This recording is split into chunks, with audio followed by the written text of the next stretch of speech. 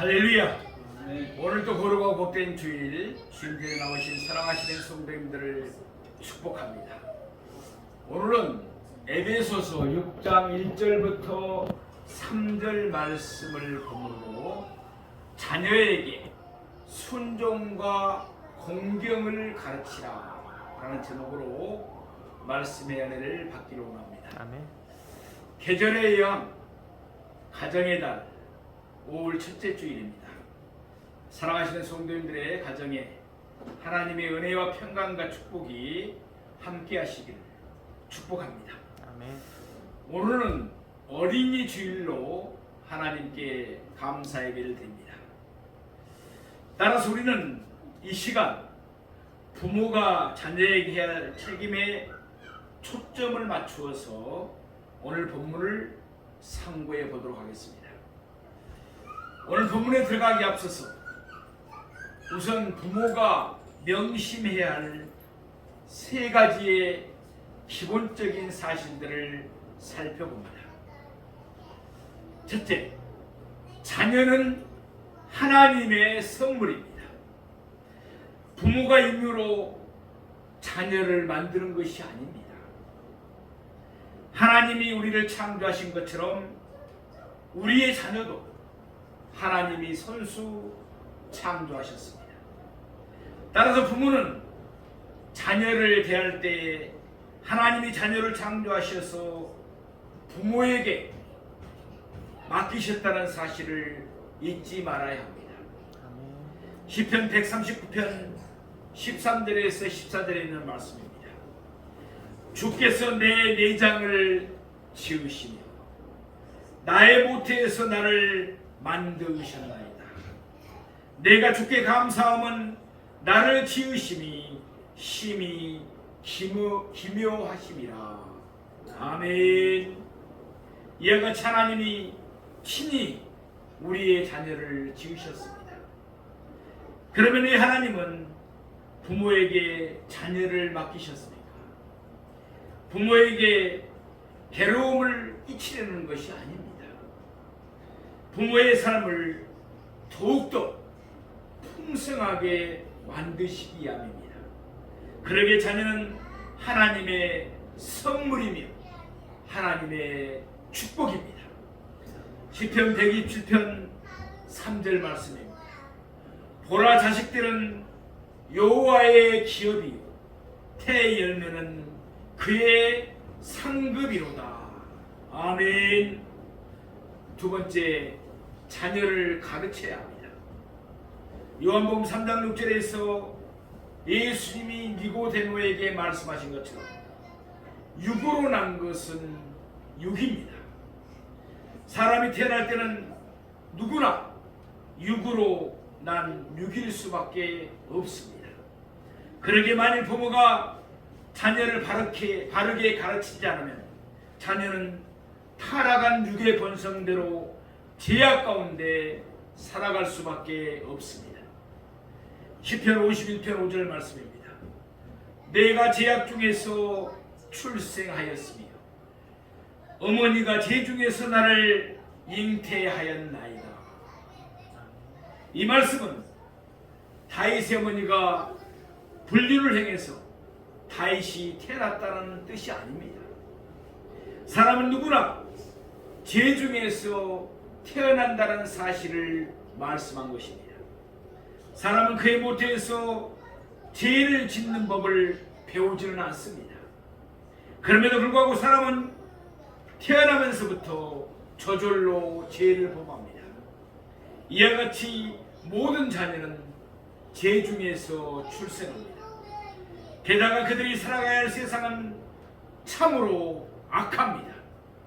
따라서 만일 부모가 자녀를 그대로 방치해 두면 자녀는 이 악한 세대에 물들 수밖에 없습니다. 그러기에 부모는 자녀가 바르게 살도록 그들을 부지런히 가르쳐야 합니다. 셋째, 자녀에게 본이 되어야 합니다.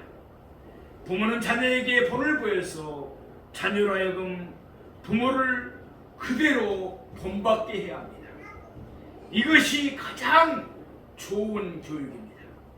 아무리 부모가 바르게 자녀를 가르치더라도 그 자신의 삶이 본을 보여주지 못하면 아무런 소용이 없습니다. 자녀는 혼란스럽기만 할 것입니다. 예컨대 우리가 잘 알고 있는 다윗을 생각해 봅시다. 다윗이 우리아의 아내 밧세바를 범했습니다. 그 결과 솔로몬이 태어났습니다. 다윗에게는 아내가 여럿 있었습니다. 자연이 각기 다른 어머니에서 태어난 아들들 사이에 알력이 끊이지를 않았습니다. 급기 아들들 사이에 살육이 생기기도 했습니다. 여러 가지로 우여곡절을 겪은 뒤에 다윗의 아들 다윗의 뒤를 이어서 솔로몬이 왕위에 올랐습니다. 다윗은 임종을 앞두고 자기의 뒤를 이어 왕이 된 솔로몬에게 하나님의 말씀대로 살아가라고 간곡하게 당부했습니다. 그러나 다윗의 당부는 솔로몬에게 아무런 설득력이 없습니다. 그렇게 할 수가 없었습니다. 솔로몬은 왕이 되자마자 그의 아버지 다윗과는 비교도 안 될 만큼 수많은 여자를 아내와 첩으로 두었습니다. 그 때문에 나라가 점점 더 어려워졌습니다. 그러더니 솔로몬의 아들 르호보암 때 결국 나라는 남과 북으로 둘로 나눠지고 말았습니다. 르호보암은 그의 아버지 솔로몬을 보좌했던 옛 신하들의 말을 듣지 않았습니다. 왜냐하면 다윗이 솔로몬에게 본이 되지 못했던 것처럼 솔로몬도 르호보암에게 본이 되지 못했기 때문입니다. 르호보암은 자기와 함께 자랐던 자기 세대 사람들의, 그러니까 친구들의 말을 들었습니다. 그 결과 나라에 내분이 일어났습니다. 결국 나라는 둘로 쪼개지고 말았습니다.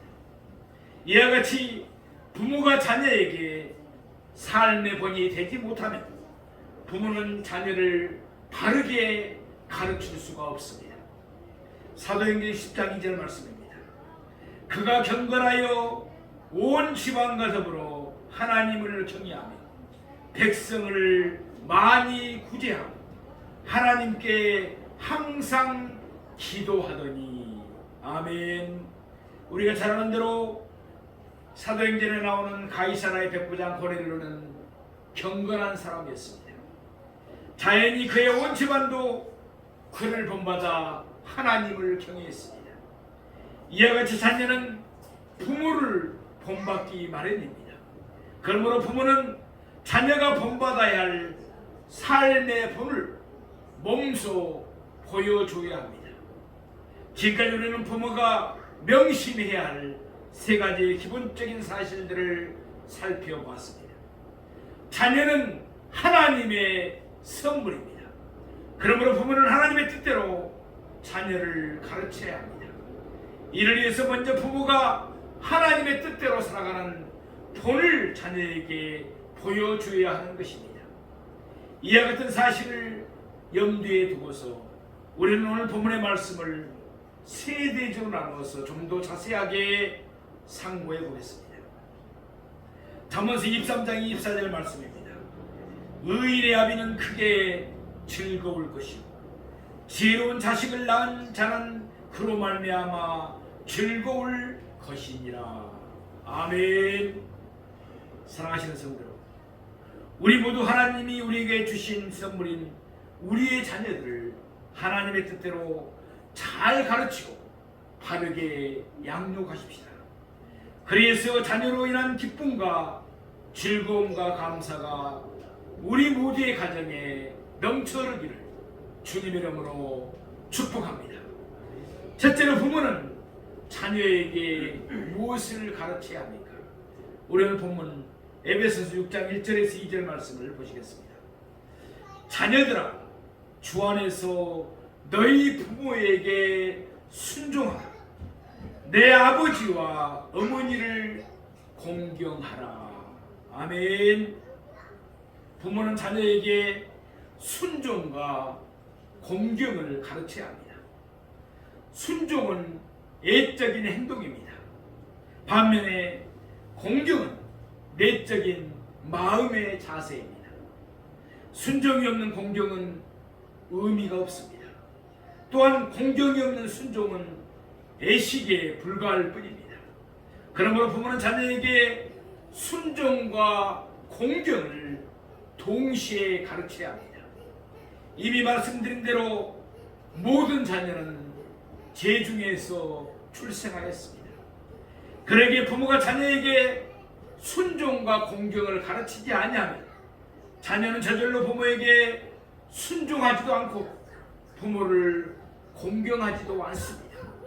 그러므로 부모는 자녀에게 순종과 공경을 부지런히 가르쳐야 합니다. 그런데 여기에 한 가지 단서 조항이 있습니다. 부모는 자녀를 주 안에서 가르쳐야 합니다. 말하자면 부모가 자녀에게 하나님의 뜻과 상반되는 것을 가르쳐서는 안 된다는 것입니다. 부모가 주 안에서 자녀를 가르칠 때 자연히 자녀도 주 안에서 부모를 순종하게 되는 것입니다. 출애굽기 21장 15절 말씀입니다. 자기 아버지나 어머니를 치는 자는 반드시 죽일지니라. 신명기 21장 18절 말씀입니다. 사람에게 안약하고 폐하간 아들이 있어 그의 아버지의 말이나 그 어머니의 말을 순종하지 아니하고 부모가 징계하여도 순종하지 아니하거든. 신명기 21장 21절 말씀입니다. 그 성읍의 모든 사람들이 그를 돌로 쳐 죽일지니 이같이 내가 너희 중에서 악을 지하라. 그리하면 온 이스라엘이 듣고 두려워하리라. 이와 같이 구약시대는 부모에 대한 순종과 공경이 철저하게 요구되었습니다. 자녀가 부모에게 순종하지 않고 자녀가 부모를 공경하지 않으면 그러한 자녀는 반드시 죽이도록 되어 있었습니다. 물론 우리가 오늘 본문에서 보는 바와 같이 신약시대에 그와 같은 혹독한 별은 명시되어 있지 않습니다. 이는 분명히 하나님의 크신 은혜라고 할 수 있습니다. 그러나 자녀가 부모에게 순종해야 하고 자녀가 부모를 공경해야 하는 원리는 예나 지금이나 조금도 변함이 없습니다. 구약의 잠언은 부모가 자녀를 어떻게 가르치고 양육해야 하는지를 우리에게 잘 말씀하고 있습니다. 잠언에는 부모에게 순종하지 않고 부모를 공경하지 않은 자녀의 모습을 사실적으로 재미있게 묘사하고 있는 말씀들이 많이 있습니다. 잠언서 30장 11절에서 12절 말씀입니다. 아비를 저주하며 어미를 축복하지 아니하는 무리가 있느냐. 스스로 깨끗한 자로 여기면서도 자기의 더러운 것을 씻지 아니하는 무리가 있느니라. 여기에 부모에게 순종하지 않으면 부모를 공경하지 않은 자녀의 전형적인 모습이 나오고 있습니다. 그들은 부모를 공경하지 않습니다. 그러다 보니 그들은 부모를 축복하지 않고 오히려 저주합니다. 그런 자녀가 어찌 부모에게 순종하겠습니까? 부모를 거역할 뿐입니다.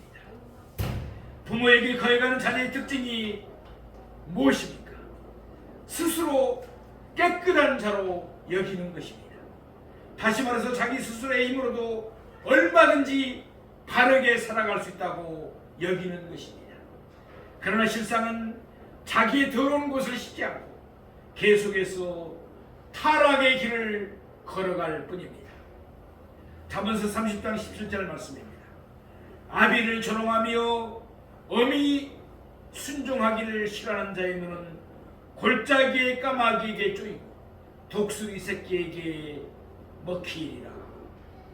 부모에게 순종하지 않고 부모를 공경하지 않는 자녀는 타락의 길을 걷게 되어 있습니다. 그들은 교만합니다. 이기적이고 자기중심적입니다. 그리고 잔혹합니다. 그러면서도 만족하지 못합니다. 결국 그러한 자녀는 하나님의 심판을 받다 비참하게 죽고 맙니다. 사랑하시는 성도, 자녀는 하나님의 선물입니다. 따라서 부모는 자녀가 이 지경이 되도록 내버려 두셔서는 안 됩니다. 부모는 자녀에게 순종과 공경을 가르쳐야 합니다. 매를 때려서라도 철저하게 가르쳐야 합니다. 그래서 잠언은 또한 이와 같이 말씀하고 있습니다. 잠언 10장 13절 말씀입니다. 명철한 자의 입술에는 지혜가 있어 지혜 없는 자의 등을 위하여는 채찍이 있느니라. 잠언 13장 24절 말씀입니다. 매를 아끼는 자는 그의 자식을 미워합니다. 자식을 사랑하는 자는 근실히 징계하느니라. 아멘. 자녀를 사랑하십니까? 물론 자녀를 사랑하지 않는 부모는 아무도 없겠죠. 그러면 매를 때려서라도 순종과 공경을 가르쳐야 합니다. 매를 아끼는 것은 자녀를 사랑하는 것이 아니라 오히려 자녀를 미워하는 것이 되고 맙니다. 그것은 자녀를 타락의 길로 가게 해서 결국은 자녀가 하나님의 심판을 받도록 만드는 길이기 때문인 것입니다. 잠언서 22장 15절 말씀입니다. 아이의 마음에는 미련한 것이 열컸으나 징계하는 채찍이 이를 멀리 쫓아내리라. 아멘. 잠언 23장 13절입니다. 아이를 훈계하지 아니하려고 하지 말라. 채찍으로 그를 때릴지라도 그가 죽지 아니하리라. 잠언서 29장 15절 말씀입니다. 채찍과 꾸지람이 지혜를 주고를 임으로 행하게 버려둔 자식은 어미를 욕되게 하느니라. 잠언서 29장 17절 말씀입니다. 내 자식을 징계하라. 그리하면 그가 너를 평안하게 하겠고 또 내 마음에 기쁨을 주리라. 아멘. 자녀를 징계하는 것은 그들을 죽이는 것이 결코 아닙니다. 오히려 그것은 자녀를 살리는 길인 것입니다. 자녀의 마음에 있는 미련을 멀리 내쫓고 지혜를 심어주는 것이기 때문입니다. 그러기에 자녀를 임으로 행하게 하면 나중에 부모는 자녀에게서 원망을 듣게 될 것입니다.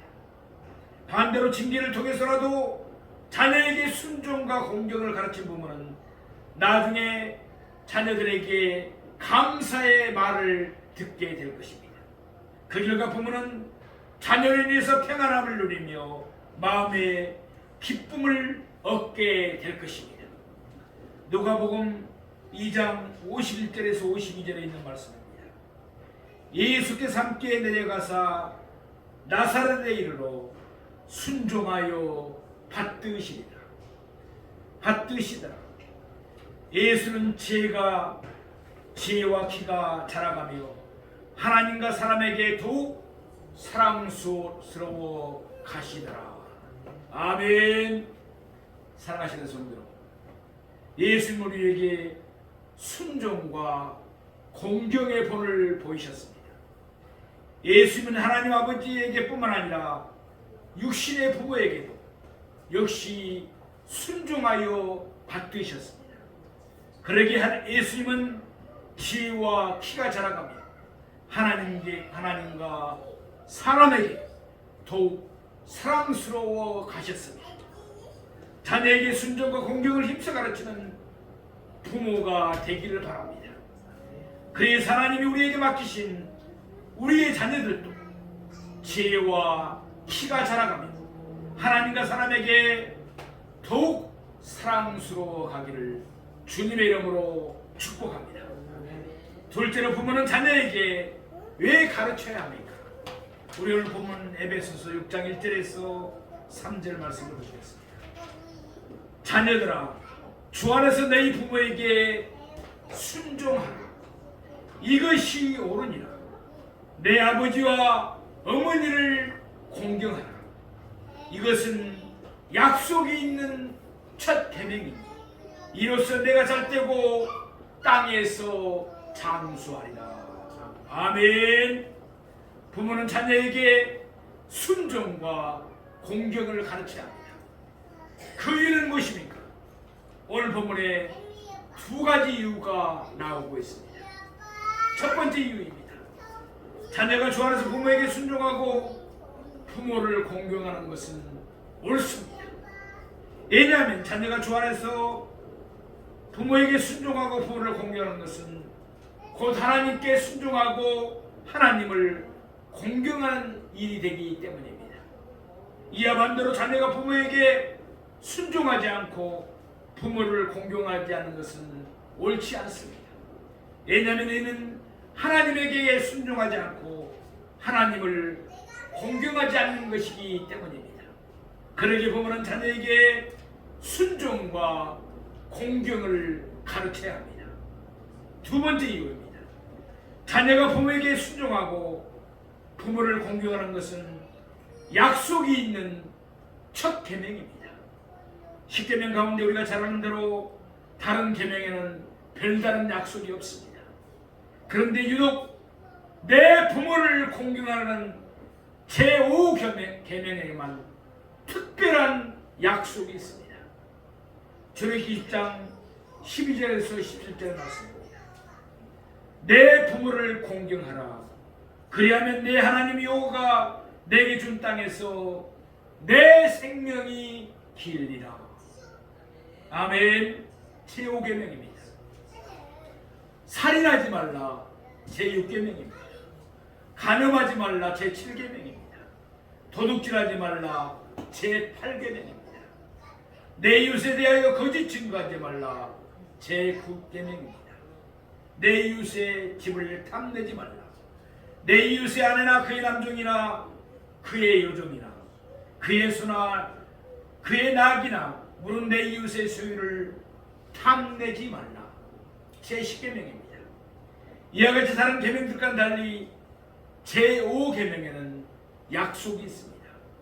그리고 10계명 가운데서 처음에 4계명은 하나님과의 관계되는 계명들입니다. 그러니까 10계명 중에서 1계명의 4계명은 하나님과 관계되는 계명입니다. 사람과의 관계에 해당하는 계명들 중에서는 5계명부터 10계명까지 나오는데 그 첫 계명이 바로 5계명, 내 부모를 공경하라입니다. 그러기에 제5계명은 약속이 있는 첫 계명입니다.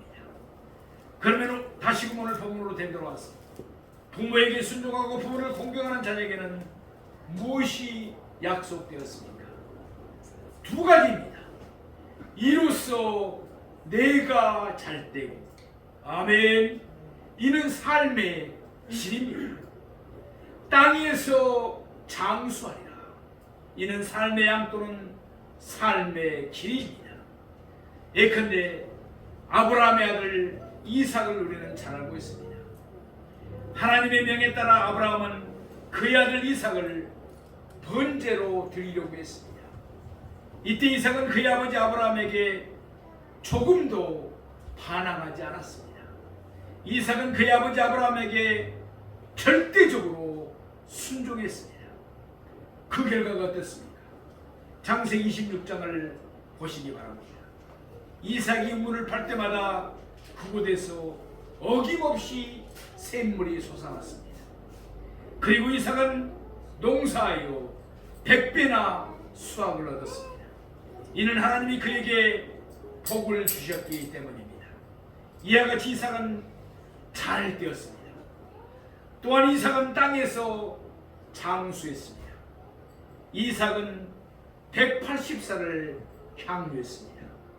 그의 아버지 아브라함은 175세, 그의 아들 야곱은 147세, 그리고 야곱의 아들 요셉은 110세를 살았습니다. 그러니까 장수기에 나오는 4대 족장들 가운데서 이삭이 가장 오래 살았던 셈입니다. 이와 같이 부모에게 순종하고 부모를 공경하는 자녀는 잘되고 땅에서 장수합니다. 뿐만 아니라 그와 같은 자녀는 하나님에게 순종하고 하나님을 공경하기에 자연이 하늘나라에서도 영광을 누리면서 영원히 살게 되는 것입니다. 그러나 부모에게 순종하지 않고 부모에게 공경하지 않는 자녀는 어떻게 되겠습니까? 그 결과는 정반대로 나타날 것입니다. 폐역한 자녀는 잘되지 못하고 땅에서 장수하지도 못할 것입니다. 예컨대 다윗의 아들들을 한번 우리가 생각해 봅시다. 다윗은 이스라엘의 성군이었습니다. 그러나 그는 아들들에게 순종과 공경을 제대로 가르치지를 못했습니다. 그 자신이 아들들 앞에서 본이 되는 삶을 살지 못했기 때문입니다. 다윗은 아들들에게 순종과 공경을 떳떳하게 가르칠 수가 없었던 것입니다. 다윗에게는 암논이라는 아들이 있었습니다. 다윗이 행한 대로 암논도 같은 일을 행했습니다. 다윗이 밧세바를 범했던 것처럼 암논도 그의 이복 형제인 압살론의 누이 다말을 범하고 말았습니다. 그러나 다윗은 암논을 징계하지 못했습니다. 그 자신이 떳떳하지 못했기 때문입니다. 자인 압살론은 그의 이복 동생 암논을 미워하게 되었습니다. 그래서 다윗이 행한 대로 압살론도 같은 일을 행했습니다. 다윗이 우리아를 죽인 것처럼 압살론도 암논을 죽였습니다. 배다른 형제를 죽인 것입니다. 그러나 다윗은 압살론을 징계하지 못했습니다. 그 자신이 떳떳하지 못했기 때문입니다.